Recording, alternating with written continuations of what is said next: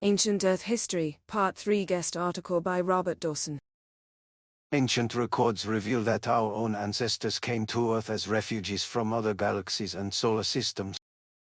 On Sept 29, 2017, former NASA Apollo astronaut Worden appeared on the television talk show Good Morning Britain. In the interview, Worden, the Apollo 15 astronaut who flew around the moon 75 times over 6 days, was asked if he believed aliens were real. His salient reply was that not only are aliens real, but they came to Earth in the distant past and created our civilization, and furthermore, if we wanted to look for evidence, all we had to do was look at ancient records. We are the aliens, but we just think they are somebody else. But we are the ones who came from somewhere else, because somebody else had to survive, and they got into spacecraft, then they came here and landed, and they started civilization here. And if you don't believe me, go get books on ancient Sumerians and see what they had to say. They'll tell you right up front, Worden stated in the interview. Worden made an astute observation that, for the most part, was lost on his interviewers. Namely, that our own ancient ancestors came to Earth from other star systems as refugees. Going much further back in time and with more complete information than the Sumerian texts, the contact notes of Billy Meyer with the Pleiadians contain dramatic accounts of Earth foreign colonizers fleeing intergalactic wars in the Lyran and Vegan star systems. And further back in time still, the colonization of Mars by genetically manipulated refugees from the Sirian star system who would later come to Earth. Left ancient Sumerian clay tablets inscribed with cuneiform writing on display at the British Museum, Oxford, England. Most of the recovered writings have yet to be translated. Middle former NASA Apollo astronaut Worden on the television show Good Morning Britain. Here is a link to the entire interview at youtube.com/watch to write a photograph of the Sumerian king list in the Ashmolean Museum, Oxford, which lists the kings who ruled over Earth, or more specifically over ancient Sumer, for a total of 241,200 years since the extraterrestrials descended from heaven. Written in cuneiform, the reign of each king spans thousands of years, baffling historians since normal human life today is barely 100. This phenomenon is explained within the Maya contact notes that the limited lifespans of Earth humans is largely a result of genetic engineering that occurred on planets within the Sirius star systems many eons ago. This aging gene manipulation, as it is referred to in the notes, was meant to be a controlling mechanism originally initiated by a fearful elite class long ago upon other humans, and became the cause of the first exodus of Earth foreigners to arrive into our solar system seeking a new home as refugees.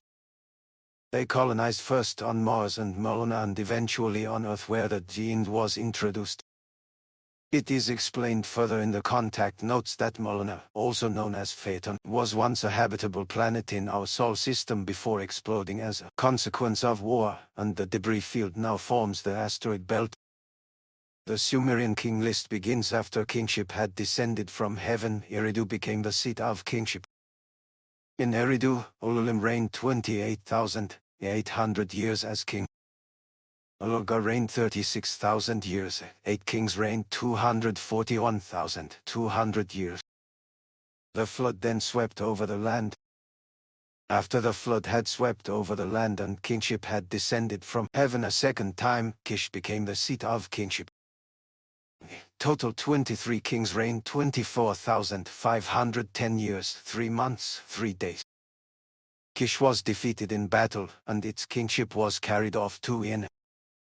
In Ina, Miskir-Gesher, the son of Otu, who is depicted in photograph below, reigned both as En and king 324 years. Miskir-Gesher entered the sea and ascended the mountains. Dumude, the fisherman, whose city was Kar, reigned 100 years. Gilgamesh, whose father was a nomad, reigned 126 years. Urnungul, the son of Gilgamesh, reigned 30 years. Translation source: The Sumerians, Their History, Culture and Character, by Samuel Kramer. Left the Ziggurat of Eridu. Eridu was the center of kingship after the Earth foreigners arrived on Earth, descended from heaven as stated in the Sumerian king list. The ancient city of Uruk was a few kilometers away. Middle the man depicted sitting in a throne seat and holding a ring and rod in his hand is Utu, also known as Shamash, the sun god, and was a patron of Gilgamesh. According to the Epic of Gilgamesh, Utu helps Gilgamesh defeat the ogre Humaba. The Sumerian texts say that Utu would ride through the heavens in his sun chariot and see all things that happened in the day. He is shown in this relief carving dispensing justice and was known as a wise judge and lawgiver. The disc sitting on the table is the sun symbol, which is comprised of two overlapping crosses. A similar symbol became associated with another earth foreigner mistaken as a god Quetzalcoatl. The Sumerian texts also state that Utu was tall in stature and this carving is probably depicting his relative height proportion correctly in relation to the earth humans. Right photograph of the ziggurat at Eridu, also known as the ziggurat of Ur as it stands today after being partially restored since it was excavated in the 1930s. Ur's transport minister Kazem Finjan made international news in 2016 when he announced in a press conference the first airport that was established on planet Earth was in this place, referring to Daikar, the area of the Sumerian cities of Eridu and the ziggurat. He referenced the research work of Sumerian expert and Professor Samuel Krim, who wrote from the tablets of Sumer in 1956. Excerpt from Contact Report 695.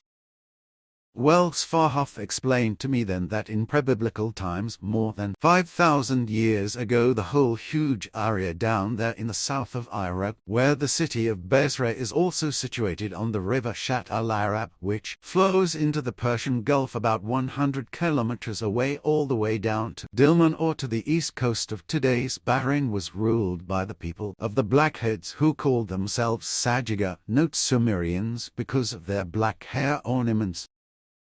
Left this carved stone relief depicting a bearded man in a flying object is Ahura Mazda. He was considered to be a god and was also known as the uncreated supreme creator deity. This design became an iconic symbol known as Fravashi or Faravaha and copied almost and changed over centuries of time. It later became adopted as a symbol for Zoroastrianism and is still used by them today. Middle according to the sacred texts in the Avesta, which is part of Zoroastrianism, Ahura Mazda appeared to his prophet, Yma, and instructed that an underground city to be built to protect civilization from the coming evil wind. He was instructed to build an excellent domain under the earth, lit by its own light, and take in it the best individuals from each species to preserve their seed. There they should dwell through the winter's destruction, then emerge and repopulate the earth. This is a partial sketch of that underground city showing the many levels located at Derinkuya and was reused multiple times over the centuries by different people seeking refuge. Source Encyclopedia Britannica. Right, this is a photograph of the underground city at Derinkuya, parts of which is still accessible today and open to tourism. The contact notes explain that there were several worldwide type cataclysms in Earth's ancient past which decimated global population and wiped out civilizations. An extraterrestrial named Zebulon maintained contact with an Earthman named Nabucodonosor and explained to him the approaching danger of a comet and advised him to build the Ark, which he then did in collaboration with his family and hence survived the immense flood along with his family and with many domestic and land animals. This is discussed in Contact Reports 150 and 248. At the age of 30, Zoroaster, also known as Zarathustra, saw a shining being on a riverbank while attending a spring festival. This being called Vomana taught him about Ahura Mazda and 5 other radiant figures. Zoroaster was taught about the duality nature of the universe and decided to spend his life teaching people to seek truth. His teachings would form the basis of Zoroastrianism.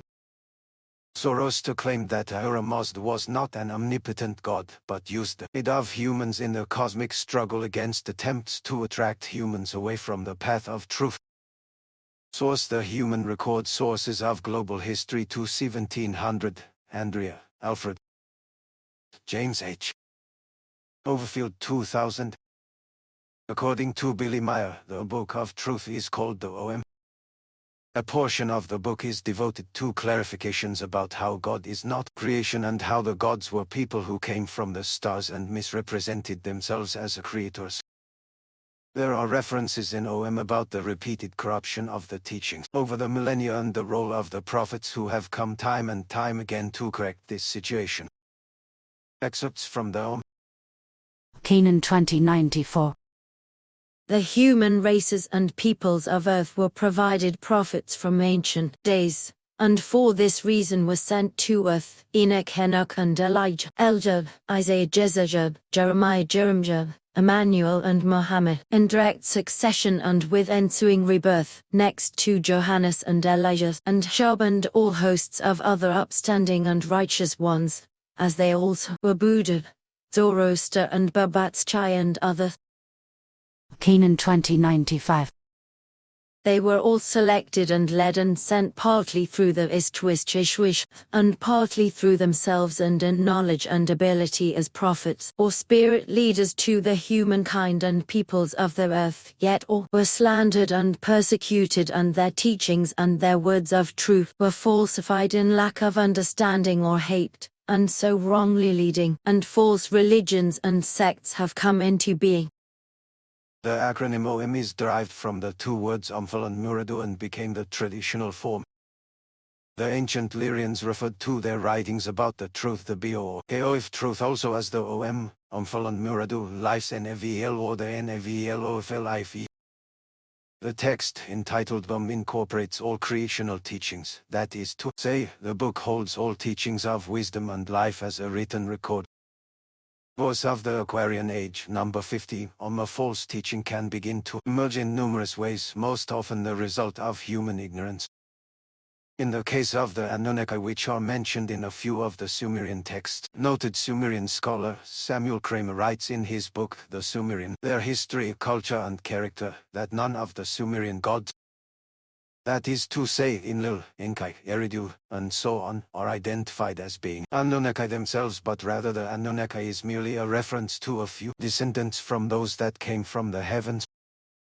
They had only Maya roles in the Sumerian pantheon, yet several popular books of today claim that the Anunnaki originated from the planet Nibiru, among many other distortions. The contact notes clarify this. Excerpt from Contact Report 467. What do you call this comet or planet, and is it possible that it is the one the Sumerians called Nibiru, with regard to the Anunnaki, which are said to have lived on it and to have been helpful to the humans of the earth? Quetzal once said that this was nonsense and that the whole thing was based only on mythological facts and on faith. He already said that Nibiru is not a planet but an unusually large comet with an actual orbital period of 3,600 years around and in the SOL system. The Anunnaki people of Nibiru is only a mythological imagination, a people that never existed because the dark comet is not able to carry human life. What Quetzal explained in this regard is absolutely true. The Jinn comet, or Jinn planet of several times the size of the Earth, is in fact what the ancient Sumerians called Nibiru, the ancient Egyptians destroyers and the Celtic ancestors bringer of terror. We call him Hamrank Nital, which means dark giant. Top left examples of the black hair ornaments worn by ancient Sumerian Sagaga. The style was later adopted by certain Egyptian nobility.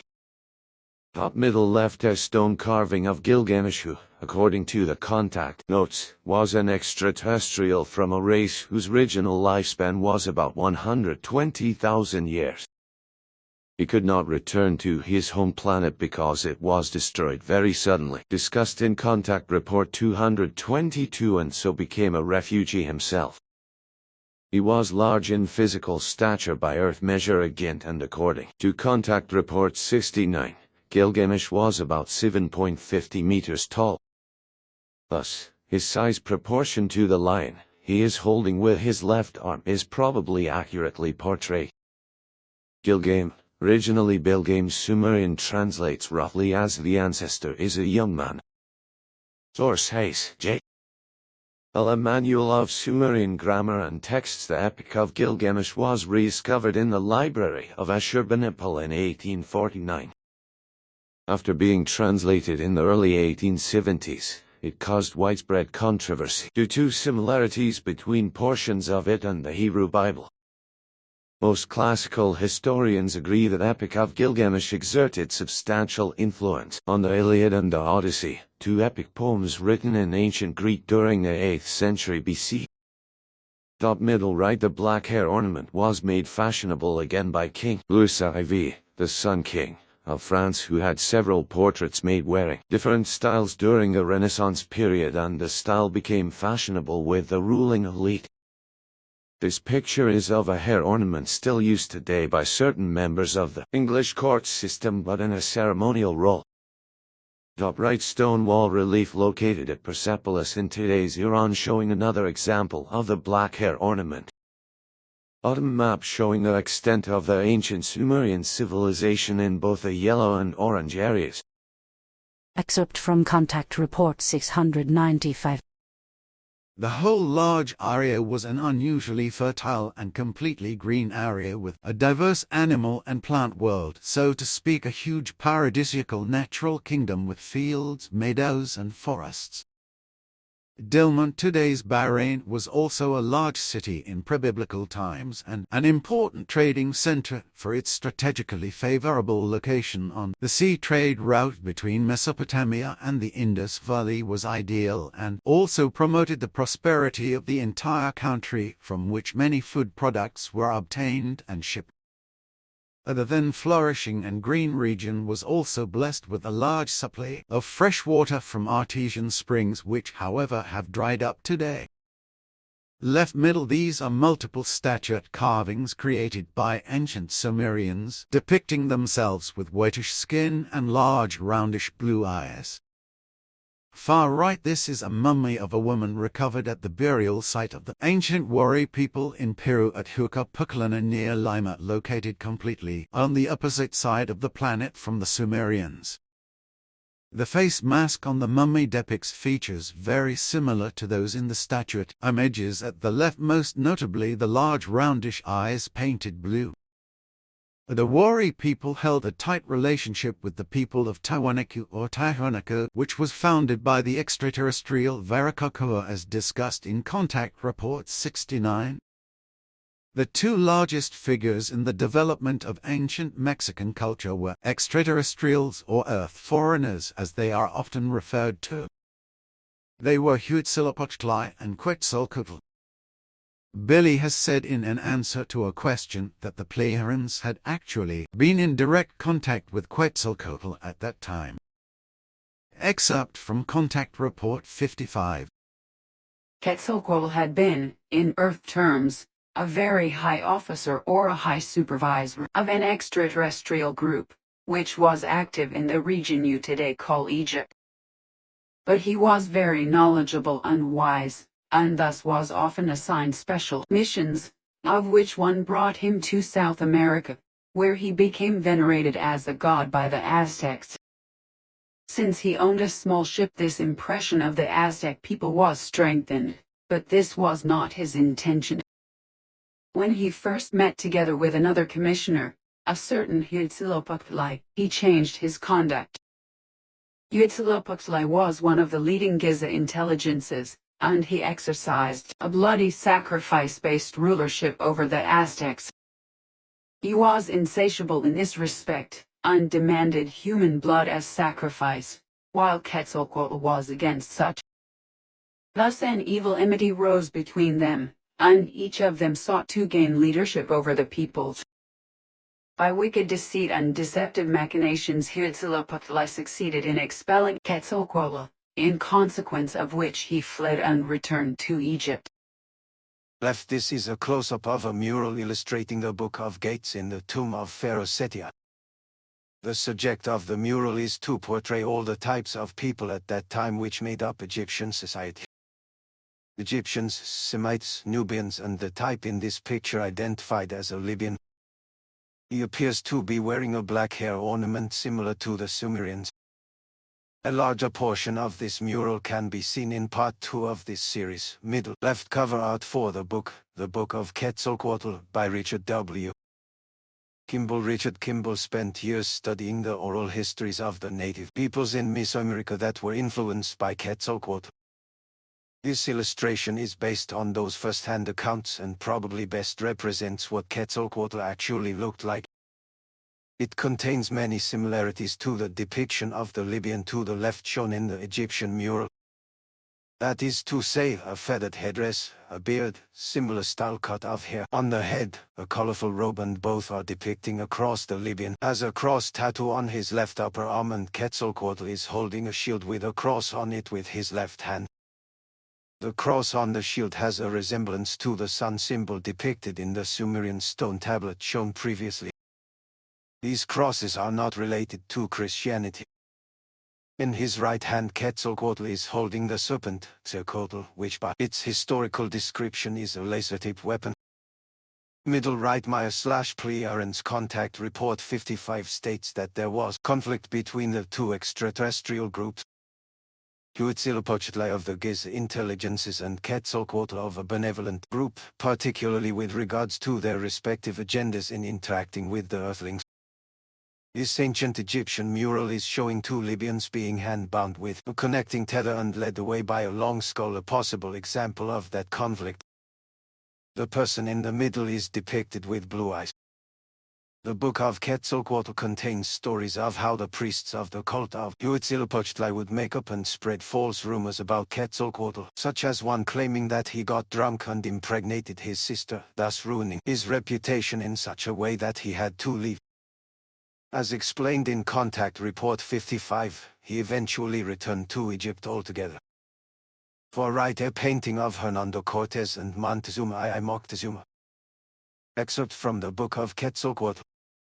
When Hernando Cortés and his mercenaries splashed ashore on a Mexican beach in 1519, people were watching. To the brightly feathered Mesoamericans watching from concealment, the year was known as Sikal. Surely, they thought, the unfolding spectacle on the beach was the promised return of their god, Quetzalcoatl. The fantastic winged canoes, the gleaming metal clothing, the strangely feathered helmets, and the great unknown beasts were certainly the possessions of God.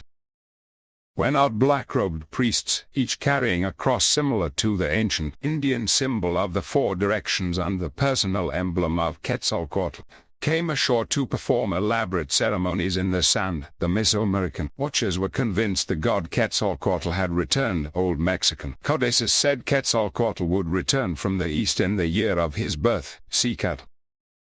The time had arrived. Quickly they summoned fleet-footed runners to carry urgent messages to the city of Tenochtitlan.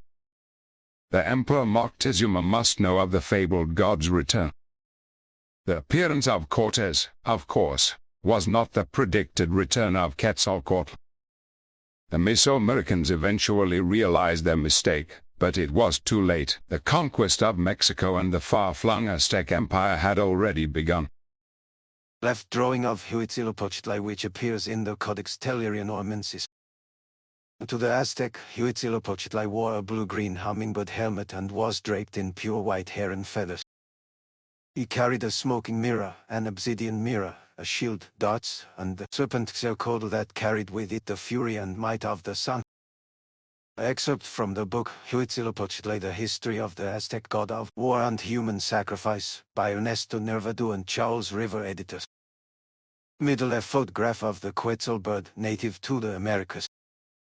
The manuscript Codex Mendoza of the Aztec period lists feathers among the items that the Aztecs collected as tribute from conquered tribes, and in some instances Quetzal feathers are specified. For example, the 800 bundles of long rich green feathers called Quetzal was one entry in the Codex. The trade and tribute of feathers must have been an important activity virtually everywhere in the high civilizations of the Americas.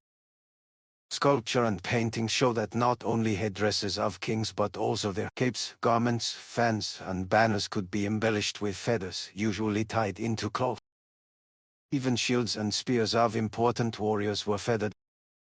Today, the Guatemalan currency is called the quetzal, and the bird appears on the national flag. Quetzal means precious or sacred. Right, the design of the Mexican seal and national flag is based on the story recorded in multiple ancient codices of the promise made by Huitzilopochtli, the extraterrestrial of the Giza intelligences, to the ancestors of modern-day Mexico. These ancient Mesoamerican documents say that the Aztec people originated from the city of Aztlan, the description of which corresponds to ancient descriptions of Atlantis. For example, Plato describes Atlantis as a city built over a lake, just as Aztlan was said to be. Some of the stories recorded in the codices describe the journey of their ancestors from Aztlan to their new homeland at Tenochtitlan as being under the guidance and direction of Huitzilopochtli for the whole pilgrimage duration. He told the ancestral refugees that they would receive a sign that would designate the correct location to build their new Aztlan. That sign would be an eagle holding a serpent in its talon and perched on top of a prickly pear cactus. The cactus is shown in the flag as situated on a rock that rises above a lake. Allegedly, that sign was indeed seen near the shore of Lake Texcoco and was thus determined the correct site to rebuild their new homeland in the likeness of their old one in what would be Tenochtitlan. Left a depiction of Aztlan, the homeland of the ancestors of the Aztec people, surrounded by water as it appears on the second leaf of the Oban Codex. Middle, a computer-generated 3D model of what Tenochtitlan looked like using all available archaeological and historical evidence.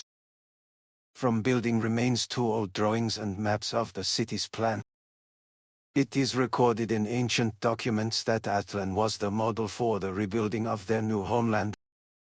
When we saw so many cities and villages built in the water and other great towns on dry land, we were amazed and said that it was like the enchantments, on account of the great towers and quays and buildings rising from the water, and all built of masonry. And some of our soldiers even asked whether the things that we saw were not a dream. I do not know how to describe it, seeing things as we did that had never been heard of or seen before, not even dreamed about. Bernaldez del Castillo, The Conquest of New Spain, write an artist rendering of Atlantis based on the written descriptions of Plato in Timaeus and Critias. Further discussion of Atlantis and the new information provided about it by the Pleiadians will appear in the future. Left, this is a picture of the first image which appears in the Boturini Codex, which shows Aztlan Atlantis to the left surrounded by water, and according to the text, Huitzilopochtli is shown across the water on land with only his head appearing, which is interpreted by many to mean that he is in an underground cave. The outer triangular shape is traditionally interpreted as a hill or mound. However, with historical information now provided by the Pleiadians, that Huitzilopochtli was part of an extraterrestrial group known as the Giza intelligences, who had a base under the Giza plateau, this could also be representing a pyramid. He appears to be communicating to them remotely by putting out thought impulses. This first scene shows the beginning of the Exodus, as depicted by the man in the boat at the beckoning of Huitzilopochtli. The footprints are figurative representation to show movement along the migration path, and the length of time is indicated alongside of it within the rectangular box. The time span covered in the narrative is believed to be about 200 years. Several accounts of the Exodus say that the people went underground for a period first and lived in a system of caves at Chikamostok, meaning the place of the 7 caves. When it was safe, they came up on ground again and journeyed to their new Aztlan, guided by Huitzilopochtli. Source: Aztlan, The History and Mystery of the Aztecs' Ancestral Home, Charles Rivers, editors. Multiple accounts of Aztlan say it was abandoned as a result of a conflict, and the origin stories of several other Mesoamerican groups also claim that they were forced to abandon their respective homelands due to conflicts. Source: Michel Grolich, Archaeologia Mexicana. Middle, this is a depiction of Huitzilopochtli in a very human form which appears in the Codex Tellurian-Ormensis. Huitzilopochtli was also known by Vichipochitl. This drawing is closer to what he actually may have looked like than in the artistically stylized versions.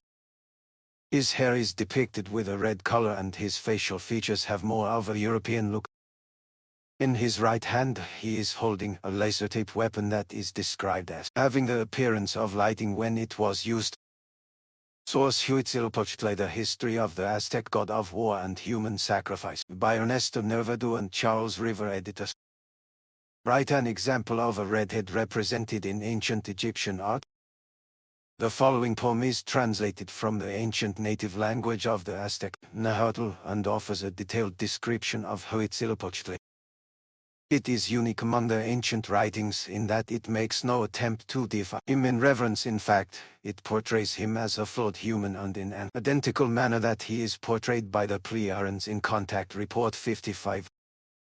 Huitzilopochtli, only a subject, only a mortal was, a magician, a terror, a stirrer of strife, a deceiver, a maker of war, and ranger of battles, a lord of battle. And of him it was said that he hurled his flaming serpent, his fire stick, which means war, blood and burning. And when his festival was celebrated, captives were slain, and thus he was rayed with headdress of green feathers, holding his serpent torch, girded with a belt, bracelets upon his arms, wearing turquoises, as a master of messengers. From the book Rig Veda Americanus, Sacred Songs of the Ancient Mexican, by Daniel Brinton, 1890. In the lyrics above, we see how an ancient writer attempts to describe an advanced technology such as a laser weapon that is outside of their understanding by using three different descriptions: flaming serpent, fire stick, and serpent torch. Yet another of the white gods that played a central role in the ancient history of the Americas is the extraterrestrial Viracocha, about whom the Pleiadians have this to say. Excerpt from Contact Report 69.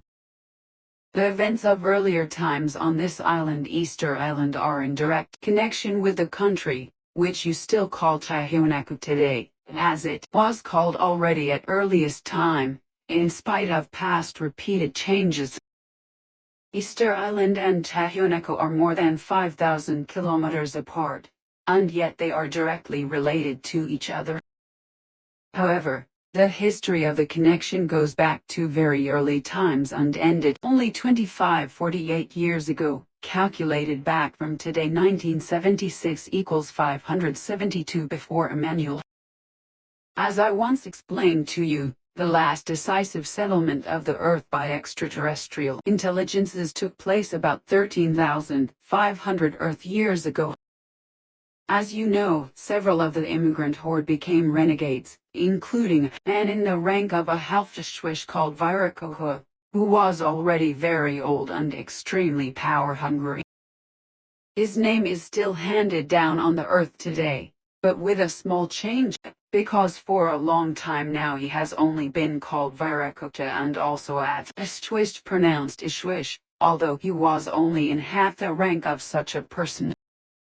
Under his patronage and his cruel leadership, the highlands of Tiahuanaco at an altitude of about 4,000 meters were conquered, as was the Delta Island, which you call Easter Island.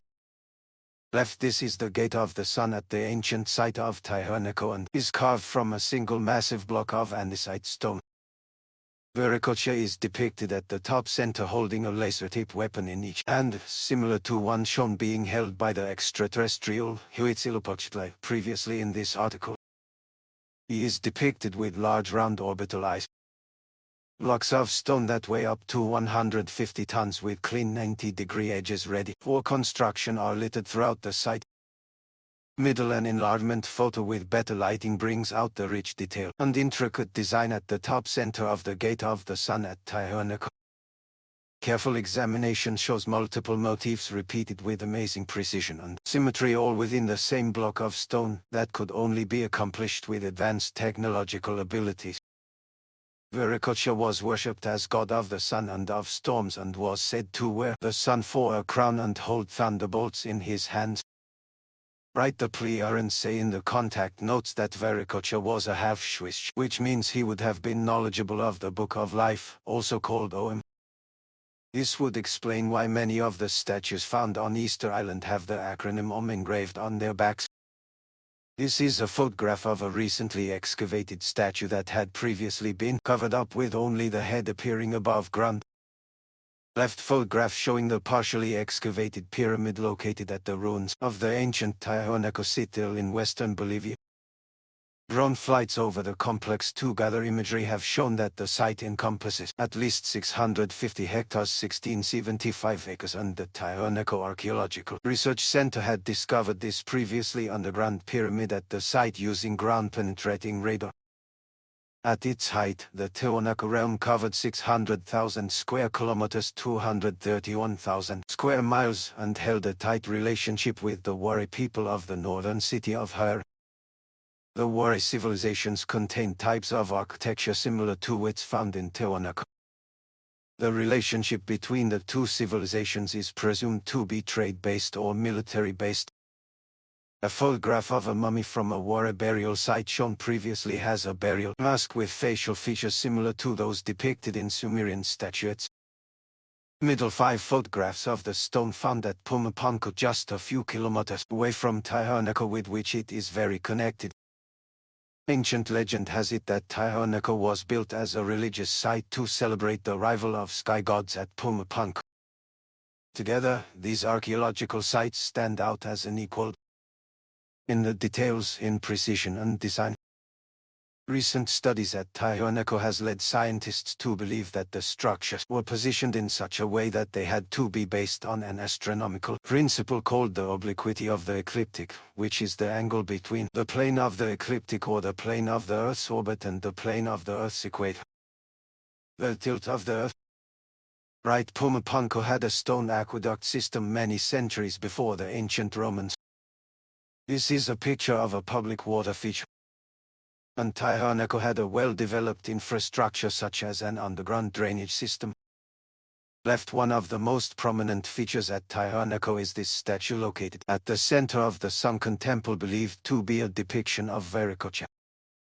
But is it? He is shown as having a beard and some features similar to ancient Sumeria, such as large round orbital eyes. But according to Simiase, Viracocha looked like the sculptures found on Easter Island.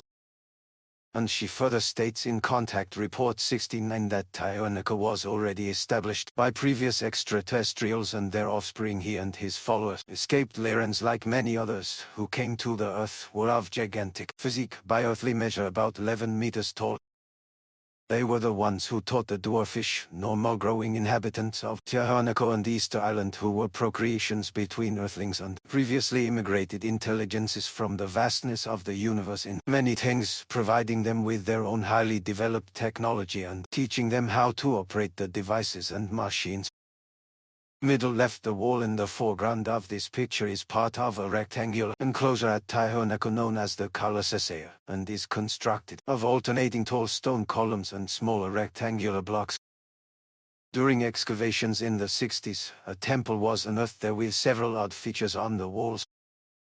The most interesting ones are the carvings of several faces, which according to some researchers, depict all of the races of mankind, ranging from heads with elongated skulls, faces that have thick lips, turbans, and many other examples of different human species. Middle right, this is a close-up picture of the head carvings in the wall at Tiahuanaco. Far right, a mummy discovered at a pre-Inca archaeological site in Peru is of a man with red hair and beard. The conquistador Pedro Pizarro reported in his account of the Great Spanish Invasion of South America in the 1500s, that while the masses of Andes Indians were small and dark, the members of the ruling Inca family were tall and had whiter skins than the Spaniards themselves. He mentions in particular certain individuals in present-day Peru at the time of the writing who were white and had red hair. Sourcecook, The Secret of Easter Island, by Thor Heyerdahl, page 351. Pizarro asked who the white-skinned redheads were. The Inca Indians replied that they were the last descendants of the Viracochas. The Viracochas, they said, were a divine race of white men with beards. They were so like the Spanish that the Europeans were called Viracochas the moment they came to the Inca Empire. The Incas thought they were the Viracochas who had come sailing back across the Pacific. Heyerdahl, Ibid. Page 253. When the Spaniards came to Lake Titicaca up in the Andes, they found the mightiest ruins in all South America, Tijuana. They saw a hill reshaped by man into a stepped pyramid, classical masonry of enormous blocks, beautifully dressed and fitted together, and numerous large statues in human form. They asked the Indians to tell them who had left these enormous ruins. The well-known chronicler Cesar de Leon was told in reply that these tanks had been made long before the Incas came to power. They were made by white and bearded men like the Spaniards themselves. The white men had finally abandoned their statues and gone with the lead Contixi Viracocha first up to Cauco, and then down to the Pacific. They were given the Inca name of Viracocha, or sea foam, because they were white-skinned and vanished like foam over the sea. Heyerdahl, Ibid. Page 253. So we see from these excerpts of Heyerdahl's book that historically the word Viracocha or Viracocha was also used in a broader sense and applied to all white men who in this case also happened to be foreigners. Left this face carving in the cliffs of the Pinculina mountain above Ollantaytambo. Peru is said to be that of the Creator God. Modern tour guide books available in the local area have identified it as Viracocha. However, none of the early Spanish historians have recorded that the local people ever claimed that this Creator God was Viracocha. Nor does the claim appear anywhere else on record. Middle left, this is a sketch of the same rock carving which brings out more of the details. A crown of sort is depicted on his head enclosing a small shrine that people can walk to and leave flowers. Middle right, this is a sketch of the extraterrestrial, Jehovah, drawn by Simiase, one of the Pleiadians' contacts to Billy Meyer. According to the contact information, Jehovah presented himself to Earthlings as the Creator God and fostered a religious-like following. This sketch image of Jehovah bears a much stronger resemblance to the stone carving than Viracocha, particularly with regards to the eyes. For right, Viracocha most likely looked like one of the sculpted heads found on Easter Island shown in this picture. According to Contact Report 69, they were built under the direction of Viracocha and his fellow refugees in their own image. They were giants about 11 meters tall, had unusually low forehead shapes, extremely deep eyes, very sharp, narrow lips with pinched mouth parts, and their noses were unusually sharp, straight and long. Quote from Interview with Billy, 1998. The term God has absolutely nothing whatsoever to do with the creation of the world or the universe, stars, galaxies and the like, for the expression God has existed in the vastness of the universe for billions of years, from ancient times to the present, and it represents nothing more than the title of a person. Initially this title was Ishwish, which means God when translated into our languages. But Ishwish, respectively God, is nothing more than another term for King of Wisdom. It is a purely human title assigned to humans who were particularly knowledgeable, wise, and who possessed great mastery in everything. This term's significance, however, was distorted and falsified by humans on Earth, particularly by the early religions and those experienced in profiting from using the word. The result was that God, as a king of wisdom, was removed and the people turned him into a creator god who, allegedly, had created the earth, the sun and outer space. Numerous individuals, such as Jehovah and many others, even claimed of themselves to be creator gods, with the consequence that they were also revered and worshipped. Article by Robert Dawson.